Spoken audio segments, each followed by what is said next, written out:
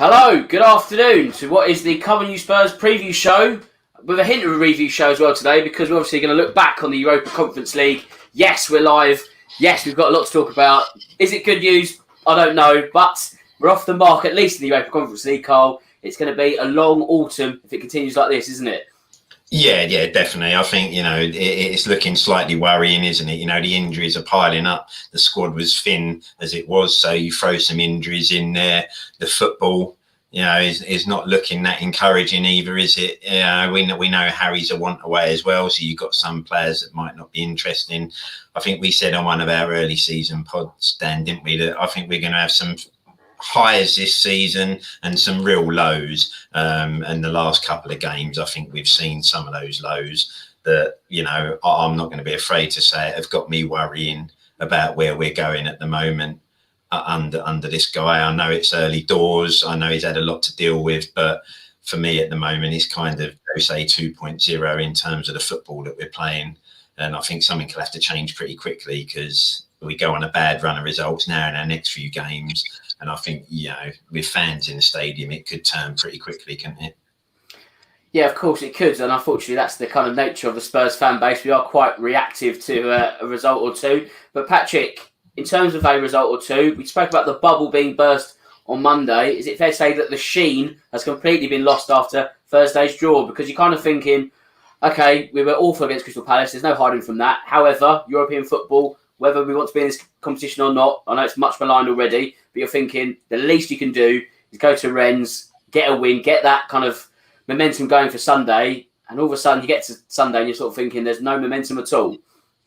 Yeah, it's a tricky one because, to be fair, I was just saying this to Carl before we jumped on there. Rennes are a good team, and people there's no just like that. They were in the Champions League last year, so they're not a crap outfit. They're a decent caliber team, and to be fair, they're probably at the same level we're at in terms of, they were playing Champions League football last year, so technically they're at a higher level than we are. But if you look at our players on paper and you look at where they are in terms of where they should be for their age and their caliber, we probably have the better team and we should be doing better than that. But Rennes away, you saw the crowd, they were up for it.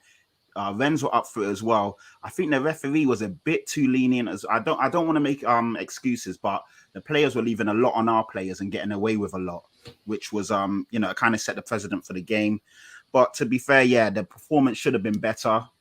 I think we were quite lucky to get a draw. I mean, Højbjerg popping up with a goal, that's something you don't see that often, so I'll take that. But on the strength of things, I am quite worried for Sunday, especially when Lucas hobbled off injured. Stevie B looks like he's picked up an injury on the same ankle. It's really worrying because these are pretty much all of our first team attackers, apart from Kane, are now out or doubtful. And Kane might as well be a doubt anyway because he doesn't want to be here. So it's like, I don't want to get onto Kane because he's not getting any service, but at the same time, he's not really I had to laugh last night, Patrick. There was a few balls that were played to Kane that even a fucking greyhound wouldn't have caught.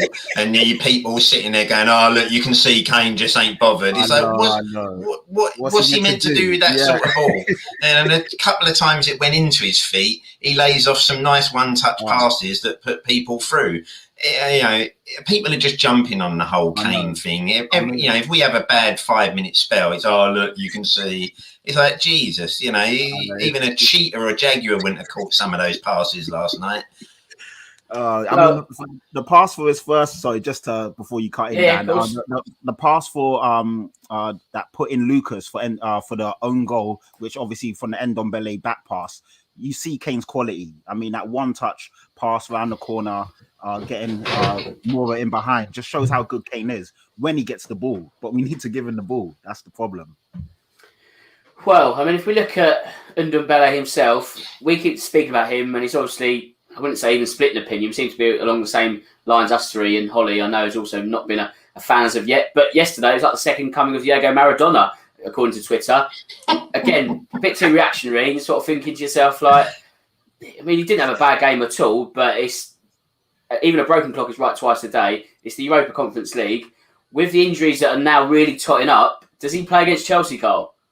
Yeah, I think you have to because, like as you say, Dan, the fact that we're now pinning all our hopes on Ndombele to be the creative spark that's going to change the season just shows you how weak we are in that sort of area, doesn't it? Because, you know, I think we all know there's a talent in there, but the question mark is over the consistency and the, you know, the output that you get. Because, you know, people again on Twitter, they'll post you the clip of him turning the defender inside out, which is great. You know, it was a brilliant little bit of skill. But I want to see more clips of him scoring goals or, you know, assisting goals and just running a game. You know, yes, doing a pirouette in the centre of the circle is great, but go to fucking ballet if you want to do that, you know, just pirouette. You know, we need the bloke who's contributing more and giving more. But it was his first game back, given everything that's gone on in the summer. So he needs to play because he is undoubtedly the most creative player we've got in the squad now. So given that we're a side lacking creativity, he needs to play, and we need to hope that he can suddenly play himself into some brilliant form and suddenly, you know, changes it round. But we've been here before, haven't we, with Ndombele, where he gets a run in the side, things start looking off positive, and then it all suddenly turns to mush after a few weeks. So yeah, we've got no choice to play him because we'll need him, and we possibly need that creativity. But at the same time, you're going to need to change the system to fit him in, because in a 4-3-3 against Chelsea, most of the game is going to pass him by, unfortunately. Yeah, we'll get to that point about the system in a moment. But Patrick, if we're going to sort of play devil's advocate, or at least soften the blow of yesterday's result, when you look at the group and the 4 teams that are in the group, you'd like to think that Rennes away is the hardest fixture that Tottenham will face out of the 6. If you get a draw, it's not the worst result out of those fixtures that are going to be before Christmas. In theory, you win your home games, you draw your away games, you'll be absolutely fine. I mean, you could even, draw. You can even draw at Vitesse Arnhem, beat the other team. No disrespect to them, I've completely forgotten who they are. But 4 wins, 2 draws, and there's absolutely no way you don't qualify out of that group. So, you know, if we win the next 3 Europa Conference League matches, I think a draw to Rennes is quickly forgotten. It's not a huge crisis. It's just frustrating that the week we've had is not getting any better from Saturday. Yeah, that's it. And, you know, like, we might look back at this in a month's time, 2 months' time, and not really worry that much about this draw if we're winning our games. It's a fine line, isn't it? It's finely balanced. If we start winning our games, no one will really be that bothered, because Rennes away is the toughest fixture in our group, and they're a good team as well. But if we start drawing or dropping points against the other teams, then it becomes basically an accumulation of this has happened, that has happened, and it starts to look really negative for Nuno. So fingers crossed, that was pretty much a bad performance and we still got a result. You know, we'll take it. But if it continues on the back of the Crystal Palace loss, we now draw to Rennes, we, God forbid, get battered by Chelsea, it starts to build up, doesn't it? And it starts to, you know, those positives, those 1-0 wins, 3 in a row, the clean sheets, they can quickly be forgotten. So we're kind of at that turning point now, that crossroads where we need some performances. We need to really step it up, start winning some games again. And then, like you said, a draw away isn't the end of the world if we win all our other games. If we top the group, no one's really going to be that bothered about this result. But on the strength of what's going on, it doesn't look good. Well, what doesn't look good, Carl, is the football in general. You hinted at it a moment ago. It's kind of Jose 2.0. Let's be honest. If this was Jose Mourinho in charge, it became slaughtered. Exactly. I'm no Mourinho apologist or anything like that, but let's be honest, he would be getting absolute pelters for that. Now, obviously, you don't want to be chucking your new manager under the bus, and you want to give him as much support as possible.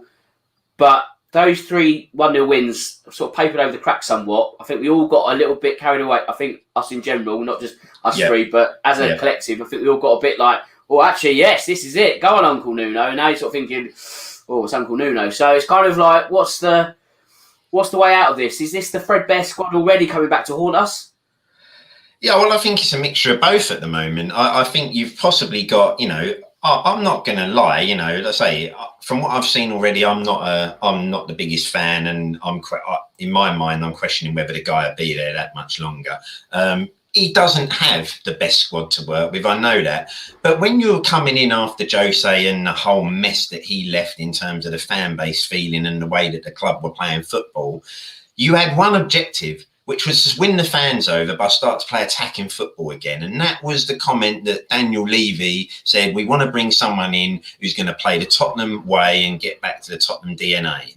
Now, what the Tottenham DNA is and all that rubbish, we know. The DNA is not a DNA of a club that win things, but we do like to see some form of attacking football at least. So what I don't understand is Nuno, if he plays the way he's playing right now, he's going to get a hiding, because these last two performances have been as bad as anything Jose served up. Let's be honest. They've been as poor football-wise and attacking-wise as anything Jose did. And as we said, we were rightly slaughtering him for it.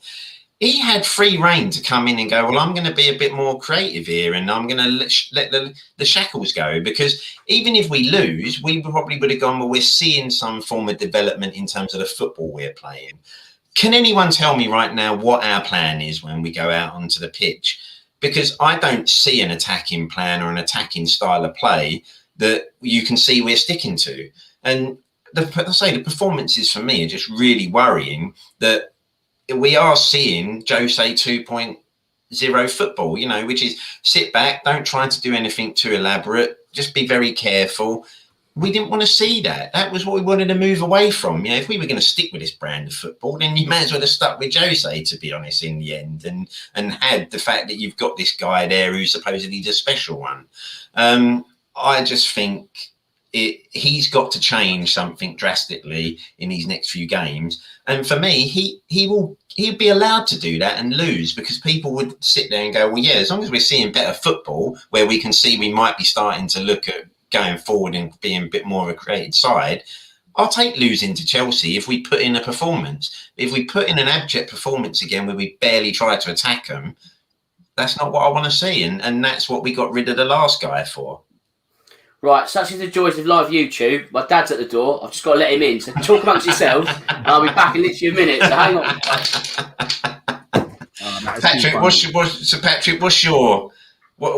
your views on Nuno and the football that's being played? Like as we say, last night, as we say, we look back and go, the point is a good point. Yes, we'll come away possibly at the end going, great, okay, we got a good point. But it is the football, isn't it, that's the worrying side of things. The thing is, what frustrates me is that, if we're being honest, when Nuno was appointed, I knew what kind of manager he was. So I didn't understand why, Levy said he wanted an attacking branded manager, someone that plays with a Tottenham DNA, someone that gets us and gets the fans.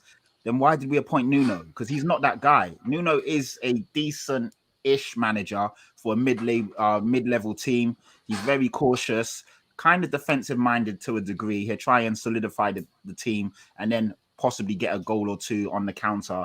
Essentially almost like a mini Jose. So if that's the guy we went for, we're not going to all of a sudden see expansive attacking football, because that isn't the manager that we signed and appointed. So I don't know, man. It's a tricky one. I really want to give him time. I really hope he does well. But from what I've seen of Nuno over the last couple of years, the stuff that we're asking for, he's not going to deliver it.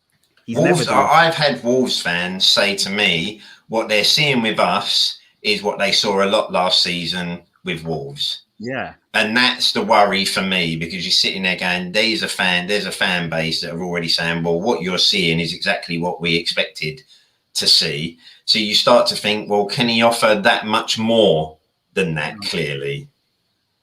It's a worry, because, a step up sometimes is good for a manager or a player, because you get to see if they can step their level up and elevate to that next level. And sometimes if you're not given that chance, you'll never know. But so far, from what I've seen, I haven't seen anything tactically. His in-game management hasn't been good enough. He's not set us out, apart from the Man City game, where, to be fair, give him his credit, he pretty much put the team out and set up well, and we deserved something out of that game and we got the win. But other than that, I haven't seen anything so far. But being balanced, it's very early days. Things can change quite quickly in football. I'm just hoping and praying that, some positivity comes our way.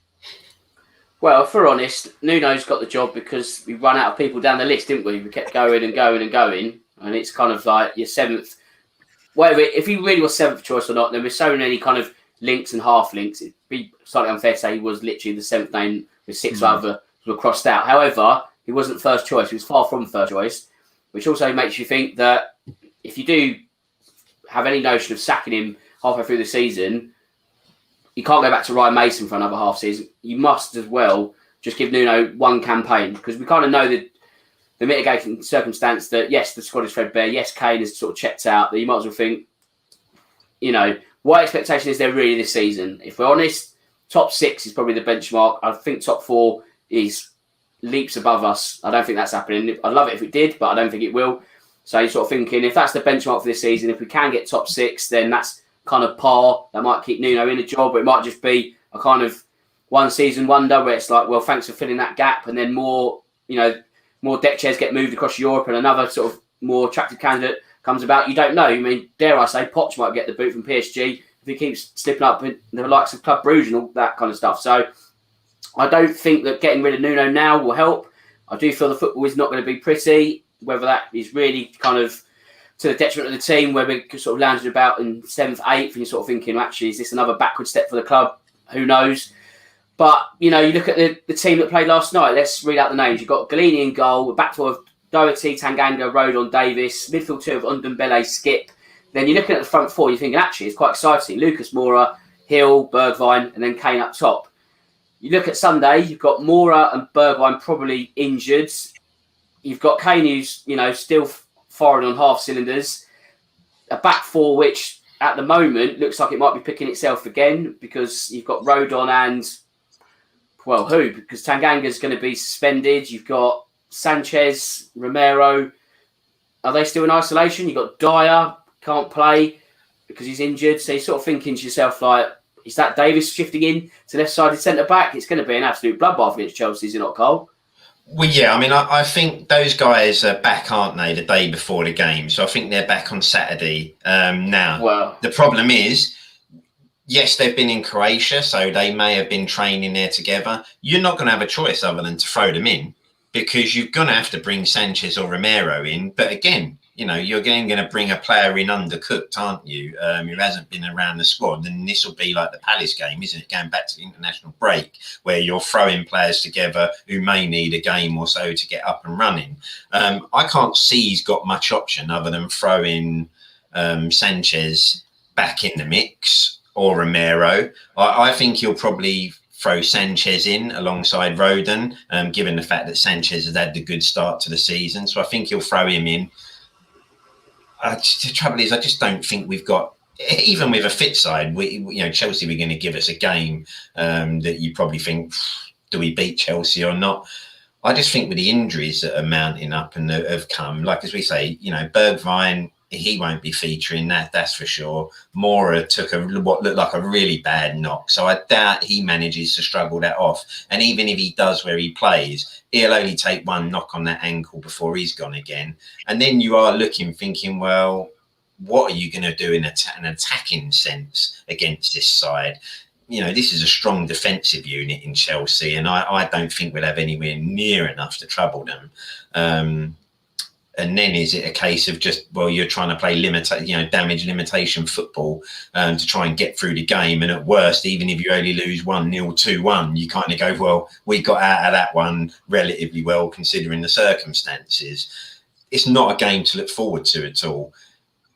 But I suppose the only good thing you get from Sunday's game is, when the chips are that down and you've got nothing to lose, we're all expecting a defeat anyway, aren't we? So it's like you can only come away more pleased than we think we're going to be, because we've already given this up. Most people are dreading this game, but I think the selection headaches don't leave Nuno a lot that he can do other than throw players in that unfortunately will probably, not be where they need to be to compete against a side like Chelsea. Well, Patrick, is this not a sad indictment of where Spurs are as a club at the moment? Because let's say 2 seasons ago against Chelsea, the game where Gazaniga spleened, I can't remember who, but gave away that penalty. That was the kind of game where you're thinking, right, it's the master versus the apprentice, Mourinho versus Lampard. If we win, we're back in that top 4 race, and you're sort of thinking, we can get them. There's a game here. Sunday, we're thinking, oh, God, it's Chelsea. So, obviously, they're a strong side, and they've always been a strong side, Chelsea, but we are sort of declining, and it's just happening in front of our eyes, aren't we? So this is the kind of mindset which we would have had, 15 years ago, when we were always getting pasted by Chelsea. You're sort of thinking, oh God, it's them at the lane again. And now it's kind of regressed to that method, hasn't it? Yeah, it has. But also at the same time, I think we as fans sometimes need to come out of the bubble, because I know it's quite negative at the moment. We're all feeling sorry for ourselves. We've had a lot of injuries all at the same time. If we had a if we had a full and fit squad, I think we give them a real good game. I really do. Of course, Chelsea, in my opinion, Chelsea are the best team in the league right now in terms of the system they play, the unit, the engine, the manager. I think they're a great team, and I think they're going to give City a real good run for the league this year. But the fact that we've got so many of our prime attacking players out, Son is a doubt, Bergwijn is a doubt, Moore is a doubt. You know, the defensive unit is a mess and is all over the place. We've played them at a really bad time. But to be fair to you as well, Dan, you are right. Chelsea have gone up a level over the last 2 years since they got rid of Lampard, and we've definitely regressed. So it's kind of everything's hit us at the wrong time. So I'm not looking forward to the game. I'm really dreading it. I mean, I predicted 3-1 last night. Then I kind of said maybe 2-1. But either way, I've 4-1 now. I'm telling you, Lukaku is doing up his bib at the moment, getting ready to feast. Lukaku is going to be sitting there rubbing his hands.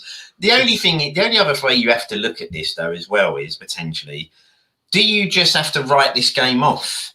Given the injuries with the attacking players, could there be an element where you have to say, well, do you know what? Given the timing of this game, we're not risking Son, we're not risking Mora, we're not risking Bergwijn.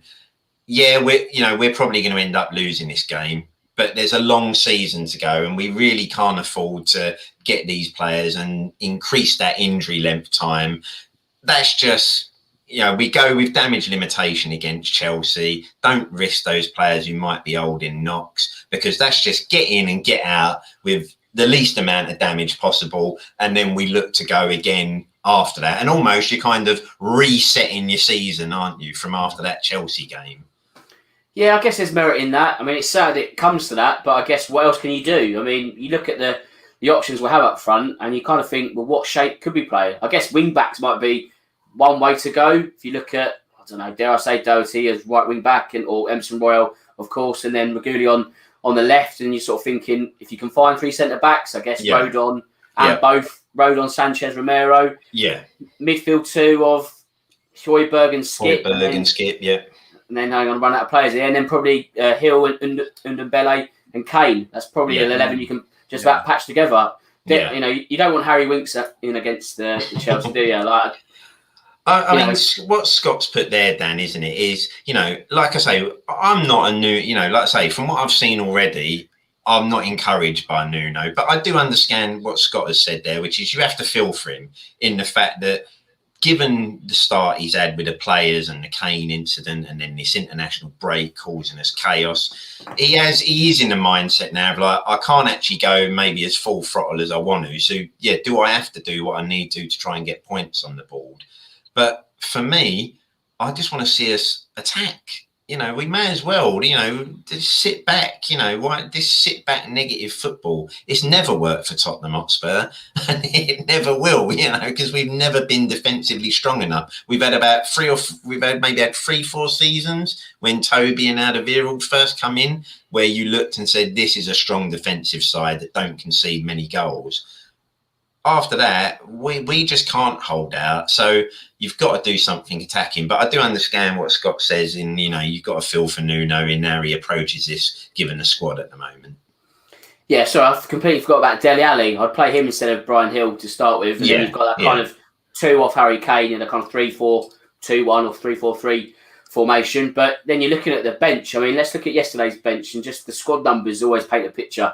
Austin 40, John 43, Scarlett 44. These aren't names, are they? No disrespect to any of the youngsters, but they're not really players you can chuck on with a plan B. So we're kind of sort of saying, here's our plan A. If it doesn't work, we're in the shit, really, aren't we? So do Spurs try and get the first goal, or, what's the kind of game plan? Because if they go one behind, it's going to be even more difficult. If they score early, have Tottenham got the nous, the confidence to sit back on a lead? I know they did that very well against Man City, but this is a team of broken toys at the moment, Patrick. So how do you see it all panning out? I can't see us going for the juggler and trying to score first. I would love Nuno to do that, but it basically goes against his ethos and everything we've seen for him so far at Tottenham and also at Wolves. So I think we're trying to do a containment job. I think it will be a back five because, like you said, Dan, that will give us a bit of width going forward, but also defensively, it gives us an extra body there. I just hope that we can string a couple of passes together, man. It's really back to basics for us. Let's string some passes together, get some fluidity and some almost like, just a bit of decency in our attacking play, some creativity in Ndombele, and hopefully Dele Alli can also, be that link between him and Kane. Dele needs to, he's been running a lot and doing a lot of the hard graft and the hard yards, but he also needs to be an output offensively. I've not really seen that. So we need our players to step up now and be counted for. Like I said, string some passes together, get some decent football flowing, and then hopefully we can catch them. Because Chelsea aren't as good as they are. They can still be got at, but we've seen that last year. There was a few teams there that beat them that shouldn't have. But it's whether we want to step up and approach the game like men and not just be like mice and basically cower before the whistle's even been blown. You know what I mean? As the players, I know the fans are already saying that we've lost the game, but these players need to go into this as a derby, something to prove and really put it on the line. Well, Dele Alli, you're actually right, Patrick, in the sense that he's been running a lot and you can't fault him for that. It's great because there's a desire, but Dele Alli running around a lot is not the best version of Dele Alli, is it, Carl? So could this 3-4-3 or 5 at the back, whatever you want to sort of label it, could that be a more suitable role for Dele Alli in this instance? Now, of course, that's not really going to be the system that Spurs are going to operate with every week. So it's going to be a bit of a square peg round hole from week to week for Dele Alli. But this weekend, it's the kind of shape which is crying out for him to have a good game. Yeah, like as Patrick said, he's had a lot more encouraging start to this season, hasn't he? That's for sure. But there is still a lot more that he needs to contribute to the side as an attacking force. And that's, whether it's holding the ball up better than he does, playing people in better than he has been over the, last season and the start of this season. We've seen it, as you say, we've seen an encouragement and we've seen a step up from him. But yes, this is the sort of game now where he can't be looked at anymore as a young player in this squad. He's now one of the more experienced players and he needs to take that sort of leadership role on in a game like this. He's played in big games. He's played in lots of big games like this for us and he's won us plenty of big games like this. We'll all remember the 2 headers against Chelsea at White Hart Lane. That's the sort of performance we need to see from Dele Alli again. I still think Dele Alli needs to get fire in his belly again. He needs to get that nasty side a little bit more on the pitch because when he first come on the scene, that was what he had. He had a lot of fire in his belly. And yes, there's a fine line and you're teetering on the edge of that line all the time. But I still say from the moment against West Brom at White Hart Lane when he got done for punching the guy in the stomach. Claudio Yacob has never been the same. Never been. For me, that was the start of because everyone started saying, you've got to get this out of your game. You need to stop doing this sort of stuff. But I think maybe we took a little bit away from Dele Alli at that point, and I think he needs to get a little bit more of that fire back again. But this is a game where he will need to step up. We'll need to find the right position. Dele Alli is great making runs into the box, when we're looking for those crosses in or those throw balls over the top. So we need to find a system that kind of can help him get back to that sort of form and make him that dangerous player again. Because if we can get Dele Alli back to that, there's 10 or so goals there a season, and we're lacking that from midfield at the moment. Oh, yeah, we're crying out for that kind of input, aren't we? You look at clubs higher up the table, they score lots of goals, but they also split the goals out between multiple attackers, a number of midfielders. Spurs, it's kind of heroic numbers from Kane and Son, and then you're kind of looking down this, it's like 3s and 4s. It's not good enough, is it? So you need a Dele Alli chiming in with 8, 9, 10. So yeah, let's wrap it up because we're hitting sort of full time of half an hour. So predictions. We won't go into any other Spurs business because Spurs Twitter's been a mad week. Jesus, like some people just need to log off. Like I'm not going down that route. Twitter has been the best thing ever, and I can't believe the app is free sometimes. Yeah, I mean, I don't know, yeah, they should start charging people for it on the day. But anyway, I digress. So let's get the predictions in before we wrap up. Patrick, I know you weren't overly confident, but I'll start with you, mate. 2-1 to Chelsea. That's me being positive, unfortunately. Okay, right. Bloody hell. What have you got, mate? I love that. That's me being positive. Yeah. Don't tell me what your negative thought is. Like, Yeah, I to be honest, with the attacking players we'll have on the pitch, unfortunately, I can't see us scoring. I think Chelsea will be too strong defensively for us. With kind of Kane just trying to run a furrow himself up front. I'm unfortunately going to go a 2-0, and that is me being relatively positive. Yeah, because I'm telling you now, I think if they score early, then I think we could see a bloodbath, to be honest.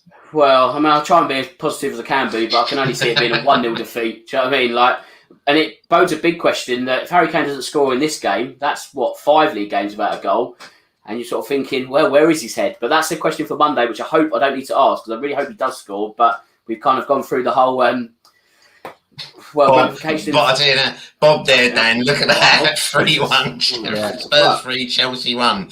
Bob, I'll have what you're having. Yes, Bob. Send it over, please, Bob. But Bob, call 999 now, Bob. Bob, we need you on the show at some point as well. So we'll get that booked in. Carl, our guest liaison, will sort that with you. But that is full time for Friday. We'll be back on Monday. Result aside, regardless, we'll be back. I believe it's Ryan Madden making his debut on the show. Is it not, Carl? Yep. Ryan's coming on Monday, so be good. And if you are listening or watching, do get your questions in, and all that interactivity is the key, the new wave and all of that. So that'll be it for this weekend. On the other side of the weekend, we'll dissect Chelsea and more Spurs chats. So have a top weekend, enjoy your football, and come on you Spurs!